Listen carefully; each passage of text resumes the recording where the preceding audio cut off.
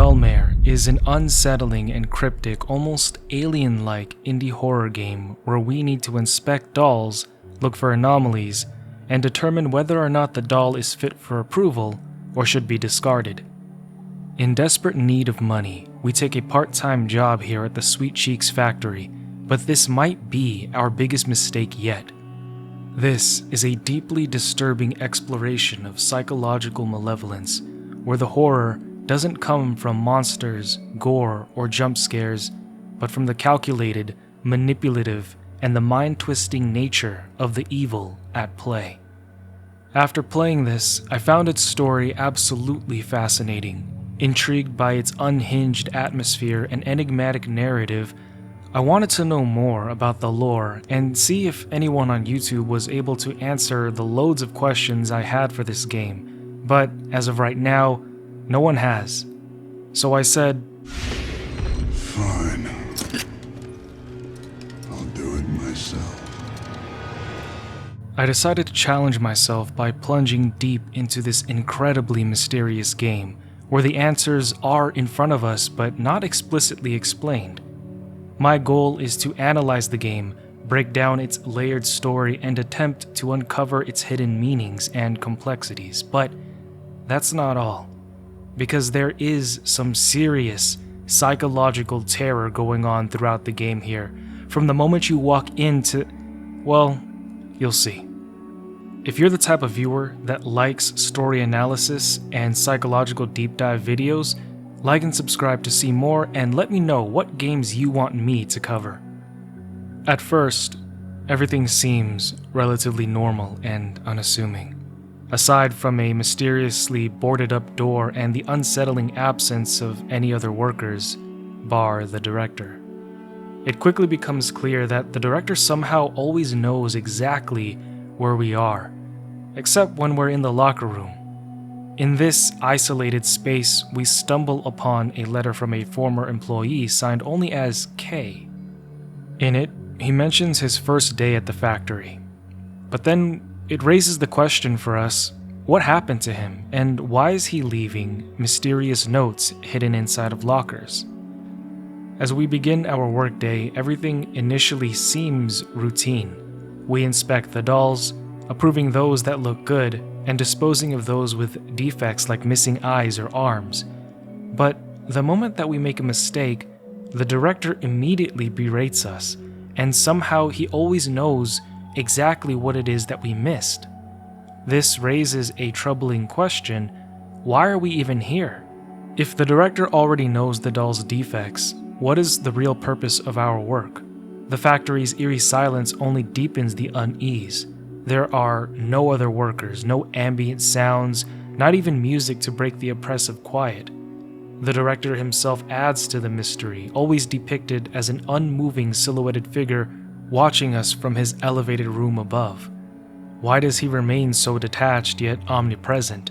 And why does he insist we keep closing the doors for our survival? These questions linger, casting an ominous shadow over everything we do. Things begin to rapidly get weirder and weirder as we continue our work and see a door open and close, with a doll standing in the slithered opening. But that's not nearly as creepy as this demonic doll that comes out on the conveyor belt. It looks weathered, naked, missing an eye, and is impaled with nails all over. The factory sure made a mistake when they made this doll, so we throw it away. But later, that same doll would somehow make its way back up the trash chute and appear behind me. Behind a printer, we find another letter from Kay, in which he wonders why, after working at the Sweet Cheeks factory for a week already, he hasn't seen a single other worker. But that's when the generator abruptly shuts down. Therefore, the director barks at us to go downstairs and fix it. In the blood-red light, we see a doll standing on a rail as it falls backwards, but as we descend, we do see blood on the walls, and a hand reaching out from behind a door asking for help.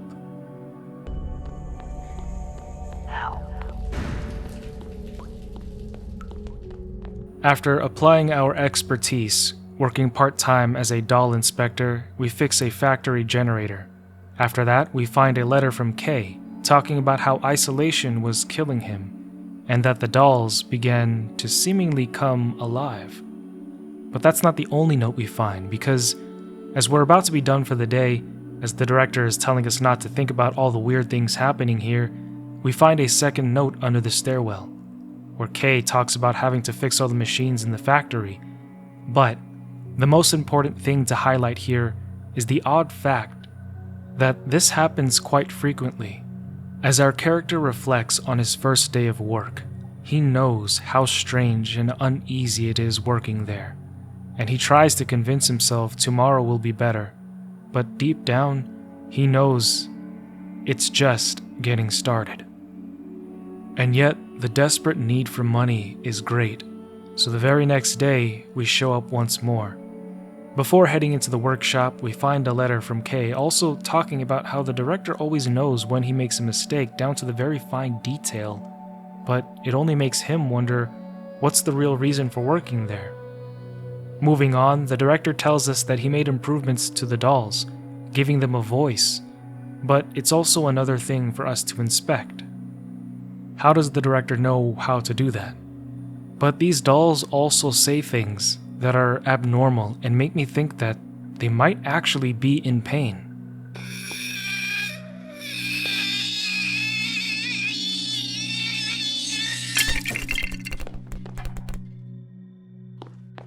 After inspecting some more dolls and sending out custom orders, another machine fails us, so we have to clear out the conveyor belt in the assembly room.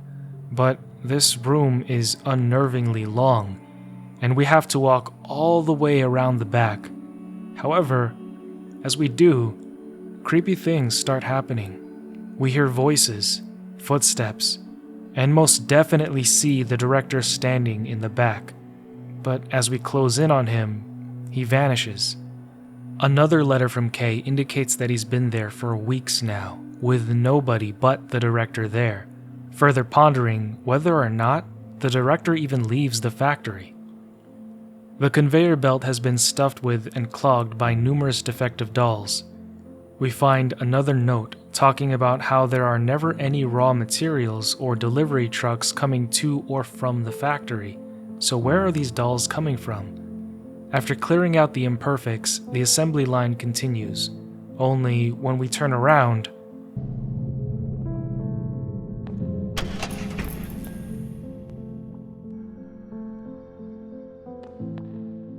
the environment around us is shifting in ways that defy explanation. Or is it just our mind unraveling under the weight of isolation? One moment we're walking through a hallway and in the blink of an eye, we're suddenly back in the locker room. But, nevertheless, disoriented and being driven to the brink of madness, we have a job to do. So we go back to sorting the dolls, with the weird occurrences increasingly becoming more and more normal to us. When the workday ends and we're about to go home, the director tells us to bring a bucket back to the locker room, but when we get to the door, blood covers the room, with a warning painted on the locker telling us to not come back tomorrow. Scared and dropping the bucket right at the door, refusing to even go in, we make haste for the exit, determined to never come back. In spite of the unnatural oddities, we show up for day 3. But things are different once again. Dolls in their display boxes are placed throughout the halls. The director isn't here today, but he added another thing to our job description. You see, instead of just inspecting the dolls now, we have to repair them, if they can be repaired. We are not to throw them away. As we're repairing one of the dolls, we learn a little about the history of the factory, that it was famous for making the perfect dolls, but that it had burned down 20 years ago. After finishing the repairs, continuing our normal scheduled activities, and shipping off another special order, the lights go out and the door behind us shuts, locking us in. But immediately, Kay sends us a letter in the chute telling us that this happened to him as well, instructing us to get into the chute if we want to escape. But down here, what we find will throw us in for another loop. It's almost otherworldly, Boxes everywhere, stacked to seemingly infinity and never ending. Persevering, we end up stuck in a maze where doors and corridors just lead us back into the main room. A note from Kay reads that this place is bigger than perceived. During our time in the labyrinth, we find a ticket for a crowbar, which will come in handy later as it is needed to unlock the second ending, which I will go over at the end. Finally, Kay tells us that we have to follow the flickering lights in order to get out of here, but that we can't let them catch us.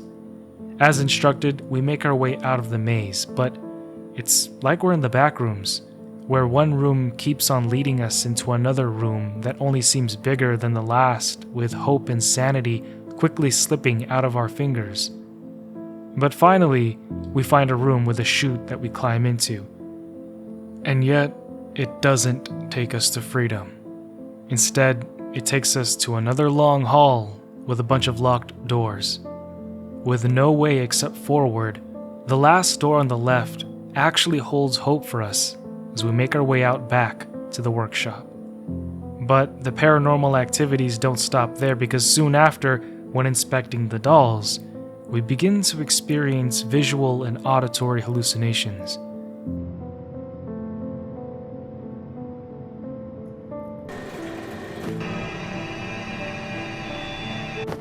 An automated message releases us from our work. However, I still wonder where the director went that day. Our character reflects on the events, with the haunting experiences of seeing all those boxes just stacked there, like they were never meant to go anywhere, as if to be condemned to staying in the factory forever. Every fiber of his being is screaming at him to leave and to never come back, but something dark compels him to return. Therefore, against the sickening twisting in our stomach, we show up to work again. Hidden in the back of the room, we find a letter stating that no one has even heard of Sweet Cheek's factory, therefore probing us to wonder if the factory is even real. But then, how did we even land the job here in the first place?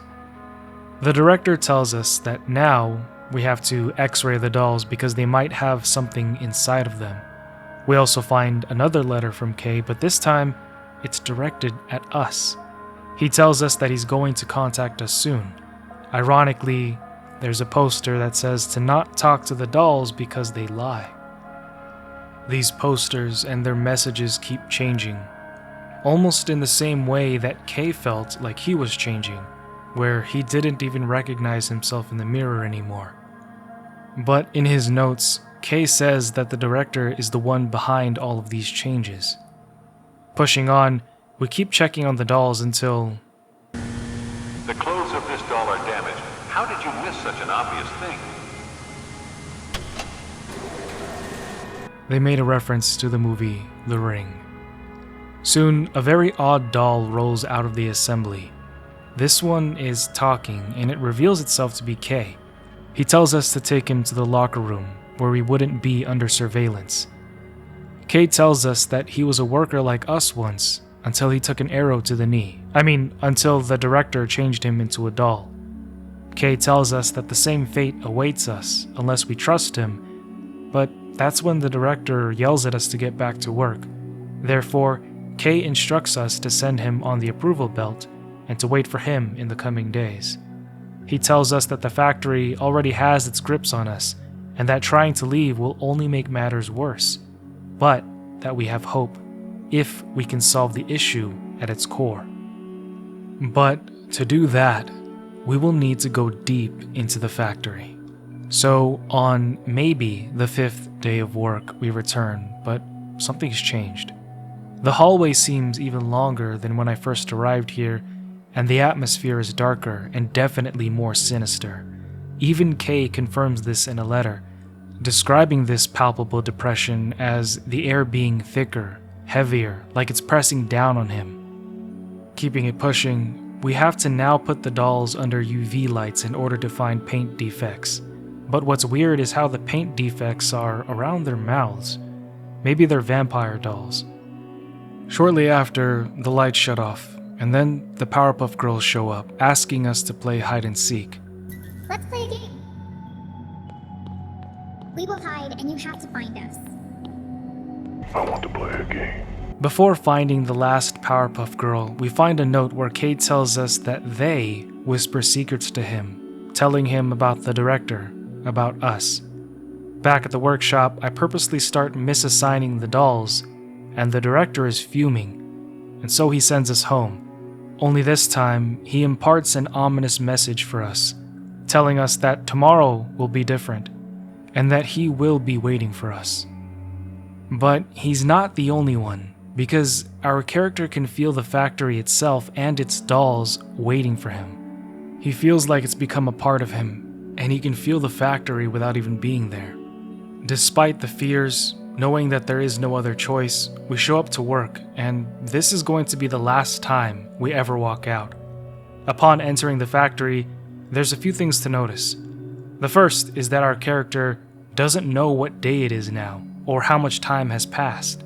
The second is that the factory is falling apart, and the dolls now crowd the halls. And as we pass them, they whisper to us. The colors are muted, and the sound is diluted into a droning. The dolls themselves can only be approved, and even if they are defective, they still get approved.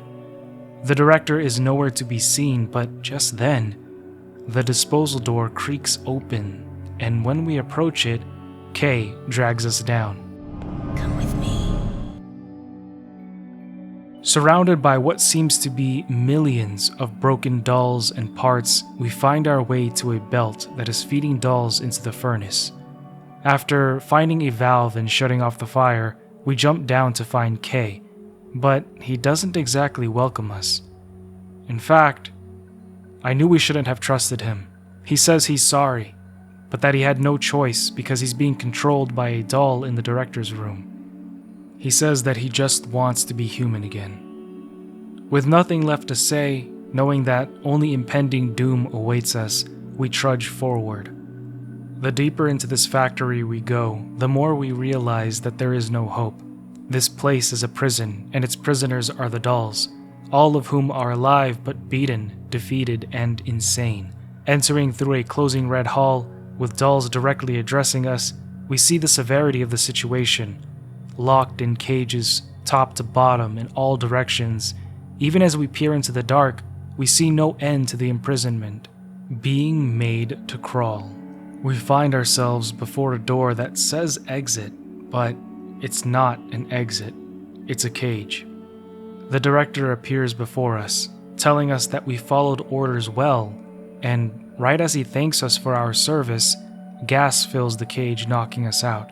We open our eyes to us being on the conveyor belt, getting ready to be inspected by the new guy that just walked into the factory. New guy, you're finally here. Welcome to the Sweet Cheeks factory. Our beautiful dolls are waiting just for you. Let's see if you can avoid the mistakes the previous guy has made. But there is another ending, one where we actually don't get turned into a doll. At one point during our work, a doll whispers something to us.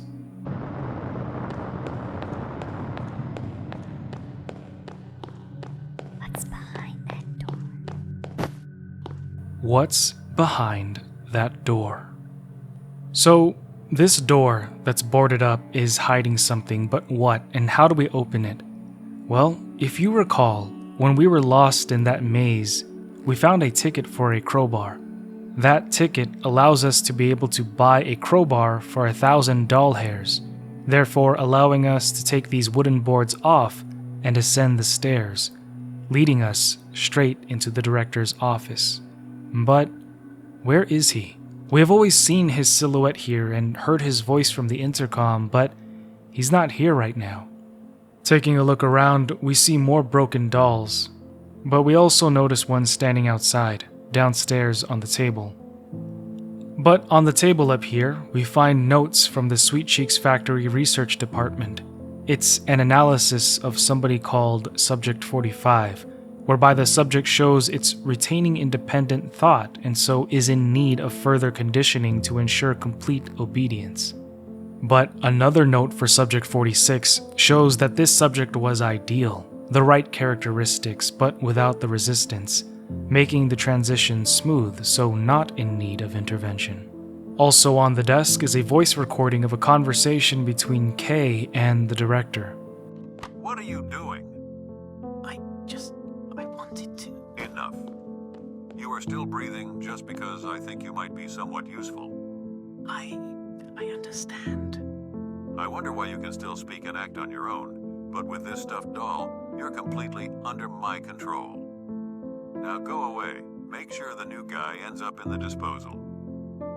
Otherwise, it will be you. I think that this recording took place after we meet Kay for the first time. I think the director is chewing Kay out for trying to interact with us, but we see a couple things here. Kay is unexpectedly still able to think and act on his own. The director uses a voodoo doll to control Kay, and the director wants Kay to make sure that we end up in the disposal. But at this point in the video, you already know what his goals are, to turn us into a doll. But this time, that's not gonna happen.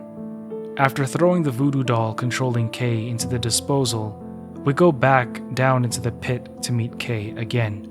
But this time, the dialogue is different. Hey, I'm here. Thank you for throwing that doll from the director's room. I'm not under his control now, but we need to act quickly.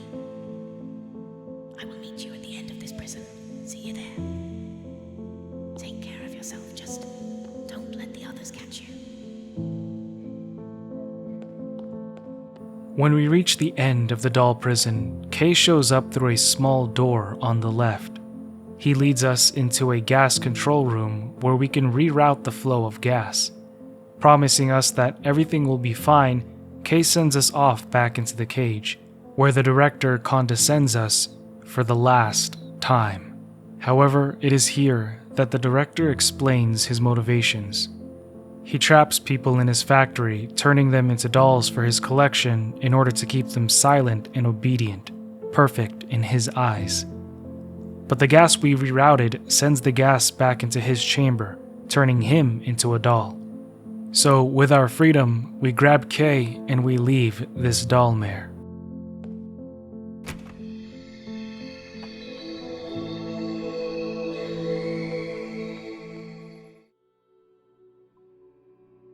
However, there are still some unanswered questions, but at the forefront of all of this is, what's going on? Is this the work of an evil entity or a man using science for evil? I firmly believe that there is nothing supernatural or demonic at play here.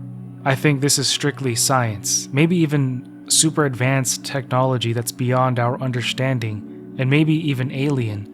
And I actually have something to show you that makes me think this. The first and most obvious reason is that the director uses gas to turn humans into dolls. There's nothing supernatural about that. Specifics are never really explained here, but I think that he found a way to transfer the consciousness of a person into a doll. I don't think that he found a way to restructure matter. Turning a human into a doll by physically altering their body is nearly impossible based on our current understanding of science. To achieve this, you would have to break down the human body completely at the atomic level and then rebuild it into something like plastic or porcelain. And this process would require an unimaginable amount of energy and precision, far beyond anything we can achieve with current technology. Human tissue is designed to support life, while materials such as porcelain or plastic are inorganic and non-living, making such a transformation biologically and physically incompatible. It's simply not something modern science can explain or replicate. However, in a fictional world, advanced alien technology could provide a way to bypass these limitations. Aliens with a far deeper understanding of molecular and atomic structures might have the tools or machines capable of reorganizing matter with perfect precision. This could include nanotechnology on a scale that we can barely comprehend, or entirely new scientific principles that allow for seamless transformation of living matter into inorganic materials. Alien tech could also serve as the magic bullet to make this process believable within the story while staying rooted in speculative science. But, on the other hand, transferring consciousness, a human consciousness, into a doll feels far more plausible, even without alien involvement. Scientists today are already working on brain-computer interfaces, or BCIs, which let people control machines with their thoughts. If we could map every neuron and connection in the human brain, it might be possible to replicate how somebody thinks and transfer that into an artificial vessel like a doll. This process wouldn't involve changing the person's physical body, but instead recreating their mind in a new form.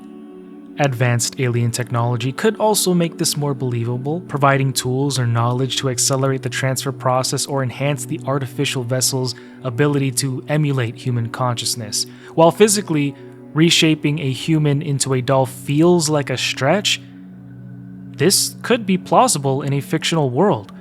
Even so, the idea of transferring consciousness into a doll remains the more realistic concept, as it builds on technologies and research already in development. By blending speculative science with the possibility of alien advancements, or even, separate from one another, depending on which, theory you want to talk about here, both ideas can work within the story, each with its own eerie implications. So you can see why I don't think that there's anything supernatural, paranormal, or demonic happening here, because all of this can be explained with science. But you see, it's not just this, because as highlighted in the research notes in the director's office, the right psychological conditions are needed, further perpetuating my human consciousness transfer theory. And as somebody who has spent a decade studying and working in clinical psychology, specializing in human behavior, I was very quick to notice a few things here that support this theory. From the very moment we walk into the factory, what's the first thing you notice? Go on, answer, I'll wait. That's right, subconscious you, colors. Or rather, lack thereof. A workplace with bland, muted, or monochromatic colors can have a significant psychological effect on the human, often fostering feelings of monotony, stress, and emotional detachment. Without bright or varied colors, the environment lacks the stimulation needed to keep workers engaged and motivated, leading to boredom and fatigue. This visual uniformity that you see here in the factory can stifle creativity and individuality, making employees feel like interchangeable parts of a machine rather than valued contributors.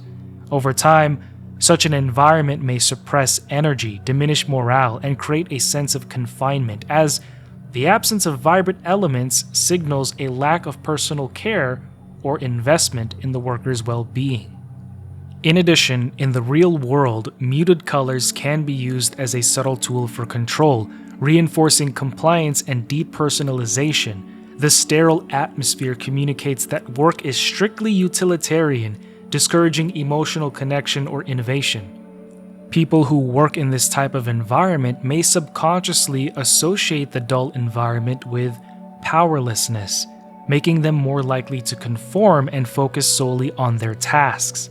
This type of design contributes to a psychological dynamic where individuality and resistance are diminished, leaving employees more susceptible to manipulation and control. But we are just getting started, because what's the very next thing that happens? But first, go to the locker room and put on your uniform. Director's opening line. New guy, you're finally here. It sets the tone for psychological control by immediately establishing dominance and surveillance. This phrase implies that the director has been waiting, anticipating, and watching for our arrival, and he sees when we come in. From the outset, it creates an unsettling dynamic where the worker is already under the director's gaze. It subtly reinforces the idea of omniscience, suggesting that the director knows more about you than you realize and has staggering power over the situation, inciting feelings of vulnerability and establishing implied control. This preemptive conditioning tactic doesn't stop there. By the director saying finally here, it creates a false sense of importance by making the character feel chosen or needed, encouraging compliance and responsibility where subtly he's manipulating him into valuing his role in the factory, or at least preparing him to.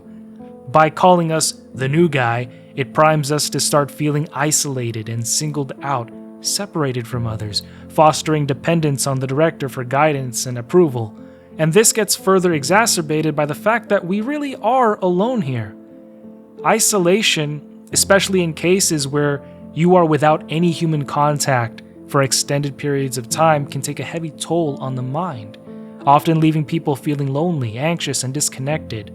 Remember, at some point in the game, even the character loses track of time, not knowing what day it is. Do you remember that part where we were just finished fixing the assembly line and we walked outside into the hall only to blip into the locker room? You see, that is what you would call a time distortion, where one loses track of time. So, let me tell you a story here. A long time ago, before I met my wife, I love my wife, I conducted an experiment on myself to see how long I could last without sleep. This was during a time where I was curious to see how far I could push my own body. And for this specific thing, I wanted to see what the effects of going without sleep were on my body. I lasted for a day and a half without sleep, but on the second day, I remember two things that happened that scared me.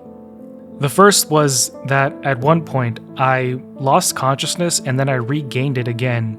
But when I regained it, I realized I was actually talking to a wall. The other thing that happened was that I lost complete track of time. You see, one moment it was 8:27 in the morning. I'm downstairs drinking coffee, but the next thing I remember was that I was upstairs standing with that same cup of coffee in hand, but it was 5:30 p.m. To a mind that's severely exhausted, time slipping is a very real thing, and extended isolation can without a doubt contribute to this. But back in the game, did you notice the employee of the month frames in the locker room? Emphasis on the month? It could be the director playing tricks on us, but it could also add to the time distortion theory. So when we first arrive, we can make out that the employee of the month is K, but after the time slip, look who is the employee of the month now. The master manipulator himself. Without social interaction over time, the lack of connection can distort how we see the world, making us more prone to paranoia and hopelessness.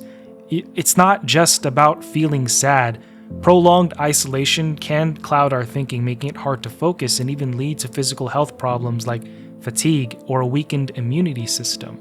At its worst, being cut off from others can make us question reality itself because, as humans, we are designed, we are wired to connect, and without that connection, our minds begin to fracture.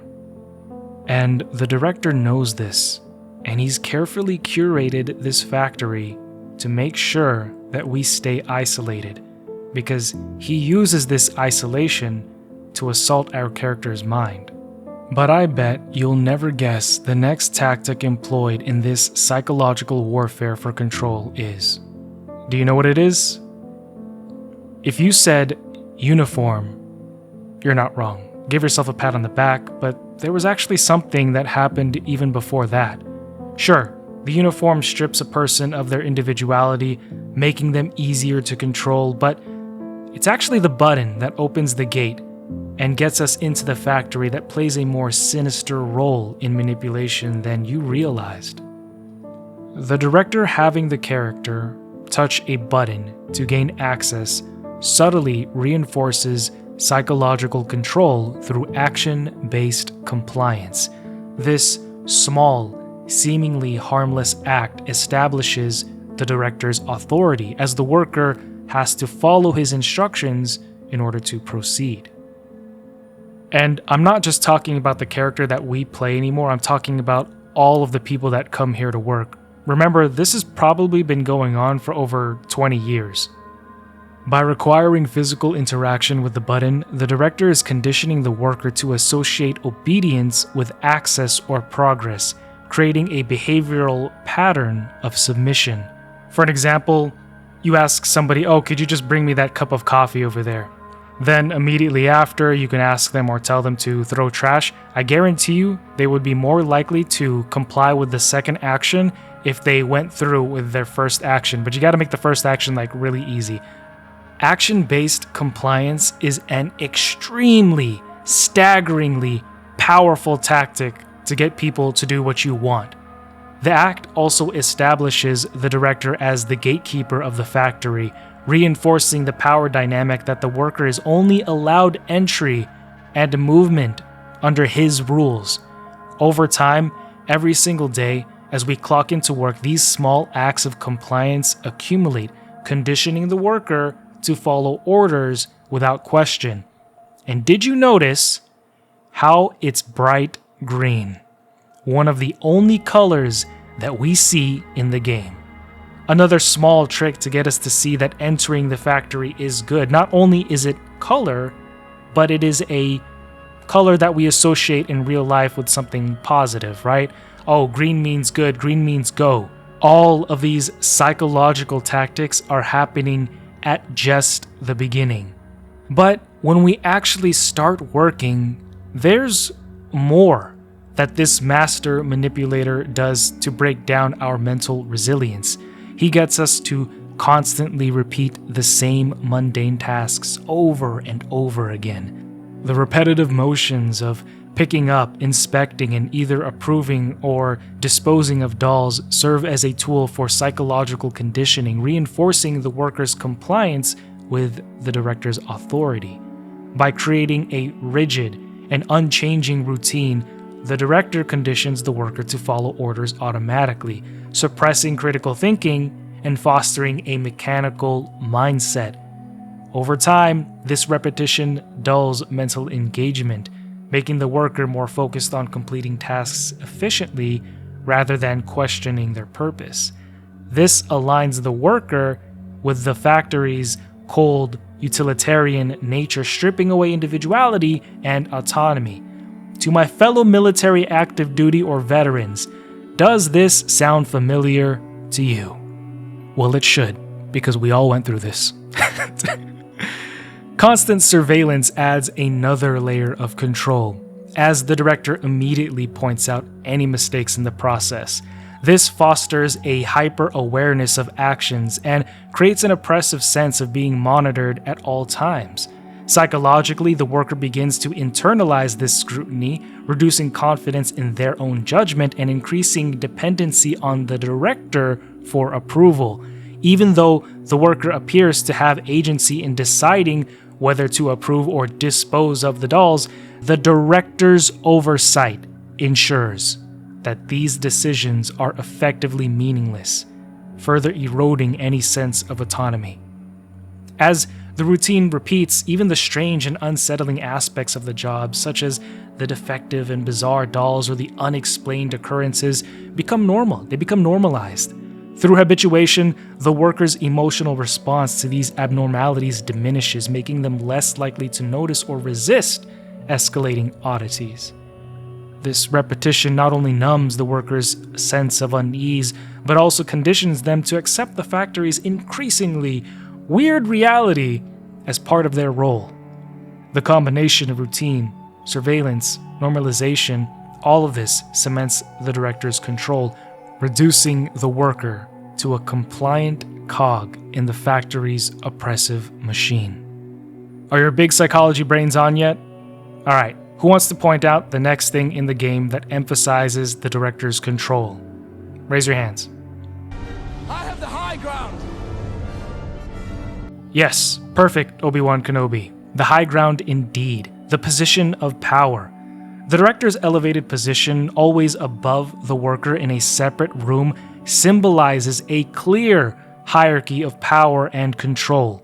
This spatial dynamic reinforces the worker's inferiority, creating a sense of subjugation as they are forced to look up to the director both physically and psychologically.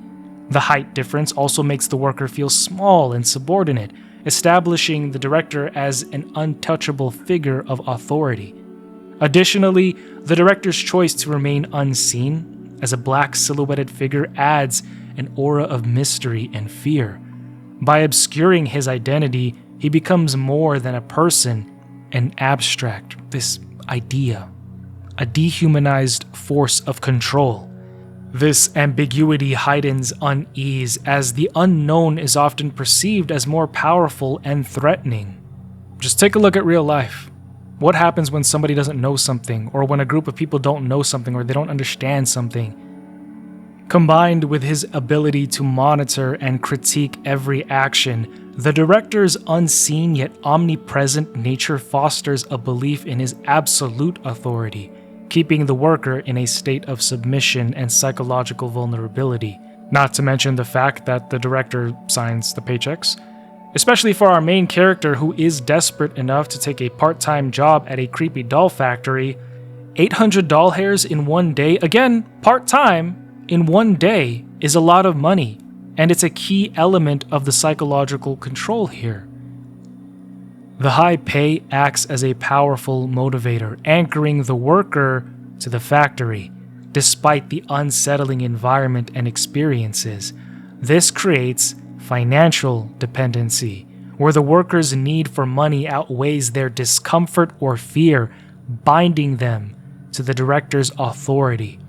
And let's not forget, our character came to him, and came out of desperation for cash. By directly controlling the pay, the director solidifies his role as the ultimate provider, reinforcing the idea that the worker's survival and stability are entirely at his mercy.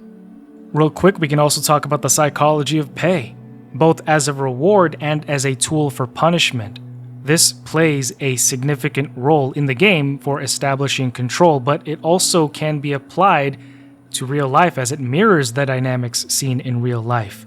Offering pay creates an incentive, driving individuals to comply with expectations in exchange for financial security, while the fear of having that pay docked for mistakes serves as a powerful deterrent against undesired behaviors.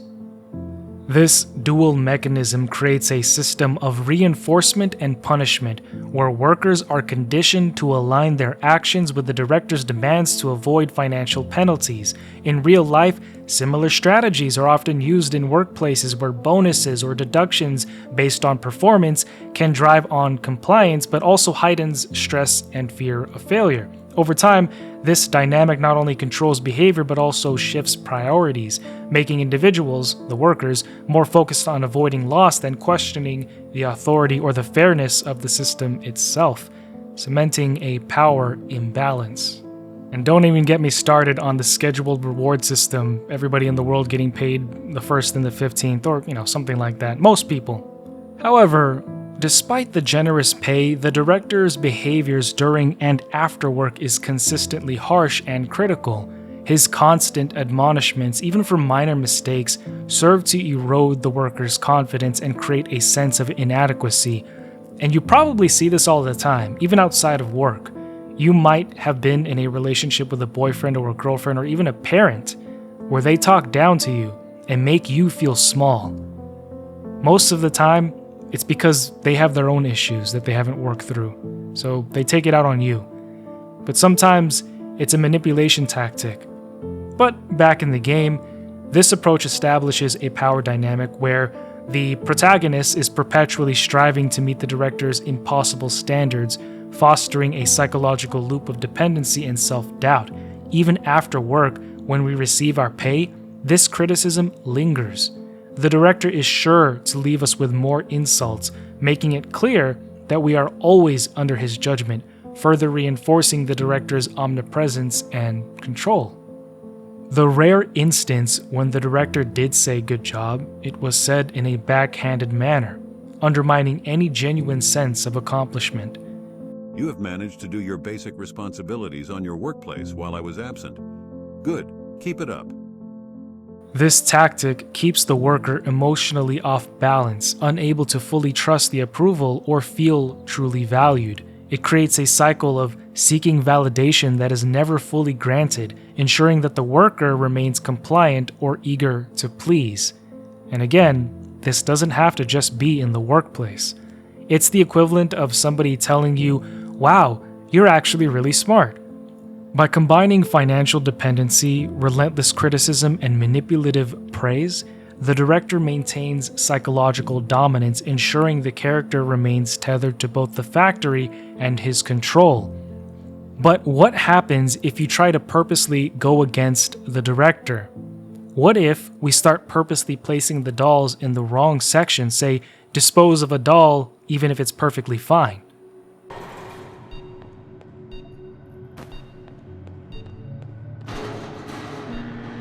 What the hell are you doing throwing out a perfectly good doll? Okay, you're done for today. You're allowed to go home now. The director gets mad, yells at us, but ultimately nothing changes the course of the game. But then I started to wonder what's actually happening when we throw the dolls away or approve them. So first, what do we know? We know that the dolls are prior humans.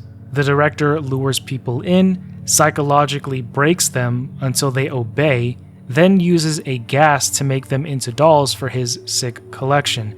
But what happens when we approve a doll or dispose of one, and why does the director get so mad when we send a perfect doll down into the disposal and an imperfect one up for approval? Because it's obvious nobody's buying these dolls, right? The factory's treatment of humans, turning them into dolls, reveals the director's twisted obsession with control and perfection. When a doll is deemed perfect, with ideal characteristics and compliance, and is approved, it disappears into what seems to be some unknown liminal dimension filled with stacked boxes stretching endlessly. These dolls aren't sent anywhere. They're not practical. It's not purposeful. Nobody's buying these dolls. Again, nobody outside even knows this factory exists. They're collected, preserved as part of the director's sick vision of perfection. These former humans are frozen in this state, stripped of autonomy, and condemned to exist forever in the factory's grip. The director doesn't see them as individuals or tools, but as trophies, objects of control to satisfy his distorted ideals. In contrast, defective dolls, those who were not deemed to be fit for transition, maybe because they couldn't have their will broken or they were imperfect in some other way, are sent to the disposal, a horrifying pit of broken, discarded victims. Yet, even in rejection, these dolls are not granted release. Many are alive, trapped in cages that extend as far as the eye can see, left to suffer in isolation and insanity. The piles of discarded dolls show the massive scale of the director's operation, which again, probably going over 20 years at this point, seeing as the factory burned down and seemed to vanish from existence since then. Failure to meet the director's standards doesn't mean freedom. It means eternal suffering in limbo, emphasizing the director's oppressive nature as both a psychological and physical prison. The director's vehement refusal to allow imperfect dolls to be approved or perfect dolls to be disposed of highlights his obsession with maintaining control. Perfect dolls are elevated into his personal collection, while imperfect ones are cast aside, dejected, and because they offend the director with their defects, he imprisons them. Neither outcome offers salvation. His fury when these rules are broken reflects his fear of losing control over his carefully crafted system. Imperfection is a direct threat to his world view, and his system is designed to preserve his dominance at all cost. The surreal, endless spaces of stacked boxes and labyrinth pathways deepen the psychological horror of the factory. These liminal spaces symbolize the dehumanization of the workers and dolls alike. They feel infinite and hopeless, reinforcing the idea that there is no escape. The factory itself becomes a metaphor for entrapment, a space where people are stripped of their humanity and reduced to objects caught in a system they can never leave. But how is it that Kay, is able to be transformed into a doll yet maintains some of his own faculties still. Even the director finds this to be curious, turning to using a voodoo doll to control him. To be honest, it's not entirely explained and I can't seem to extrapolate anything. Somehow, Kay walks the line between maintaining his humanity while being a doll. Also notice how half of his face looks perfect while the other half looks imperfect. Another thing I can't understand is how the director is able to be in multiple places. For example, we see him with the dolls in the assembly line, but when we get close, he's gone. Or how is it that he's always in the office upstairs, but the only way in and out of there is by using a crowbar to open the door to go up? When we do that, he's nowhere to be seen. Perhaps he has technology that allows him to teleport? And where did he go on the third day? Why was he absent? But then again, does the director even have a physical form? Yes. Yes, he does. Because how else could we get him with the gas in the alternate ending, where he seemingly turns into a doll? Or maybe he doesn't turn into a doll, maybe he just shrinks. Either way, he's taken care of physically, and we're able to go outside. But what about the factory itself? How was it able to maintain a presence over the main character even if he's not there? Personally, I think it's all in his head, as part of his conditioning. When he talks about it, the feeling of being drawn back to the factory as if he's becoming part of it, it can be explained through psychological concepts of trauma bonding and environmental conditioning. Repeated exposure to the factory's oppressive and unsettling atmosphere creates a psychological attachment, similar to how victims of abuse feel tied to their oppressors. This is why many people in toxic relationships can never seem to stay away from them. The rigid routines and constant surveillance deepen this bond, making the factory feel like less of a place to escape and more like an inescapable part of their existence. Over time, the factory's dehumanizing design with its repetitive tasks and isolating environment erodes the character's sense of self. They begin to feel like a cog in the machine as their individuality merges with the factory's mechanical rhythms. This dehumanization convinces them that they're no longer separate from the system, but intrinsically tied to it. Mainly through psychological manipulation, the factory becomes not just a physical space, but a living entity that lives in their thoughts and shapes their emotions, making the pull to return feel inevitable. But why do the machines keep breaking? I don't think it's a coincidence. They may be sabotaged by the defective dolls who are trying to protect us in their own unsettling way. Again, the director probably found these dolls to be defective because they were non-compliant and they fought back in some way. So it kind of makes sense that these are the dolls that are trying to help us today. But these dolls, once human, seem to understand the horrors of the factory and the director's twisted plans. By breaking the machines, showing us disturbing images, and even leaving a bloody warning in the locker room to not return, they appear to be attempting to scare us away from continuing our work. Their actions suggest a desperate effort to push us towards freedom, even if it means resorting to terrifying methods to make sure we realize the truth. Kay's warning that we can't leave because something bad would happen takes on a darker implication when viewed in the context of the director's manipulation. It's likely that the director noticed us slipping away with Kay to the locker room, his only blind spot, and he decided to reinforce control by instilling fear of escape through Kay. This tactic, commonly used by those who seek to control others, relies on creating an illusion that leaving will lead to consequences far worse than staying. What's telling is that Kay doesn't give us this ominous warning until we're back under the director's watchful eye, suggesting that the director's influence is at play here, shaping the narrative to keep us trapped both physically and psychologically. This intricate dance of fear and control underscores the factory's sinister grip over its workers. But what's so special about the locker room? Why is this the only space where the director seems to have a blind spot? Good question. But a better one is, what do these symbols on this poster mean? In the game, the poster keeps changing, but towards the very end, it shows these mysterious and, dare I say, alien symbols. I can't make out what they mean. Maybe you're a cryptographer or a linguist watching this and you can tell me what these mean because it definitely looks alien, further supporting my theory that perhaps the director came upon some alien technology, or maybe he's an alien himself. Best guess that I can give is that they're another set of instructions and guidelines just like the posters before it. Ultimately, the director's world is one of control, dominance, and dehumanization. His obsession with perfectionism allows no room for individuality or freedom.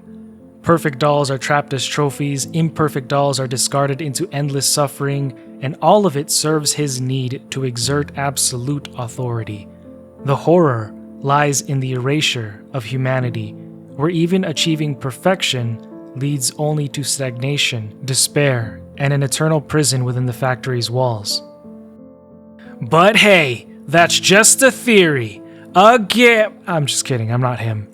But YouTube thinks you're gonna like this video you see on the screen here, so click that and let me know if YouTube was right or wrong.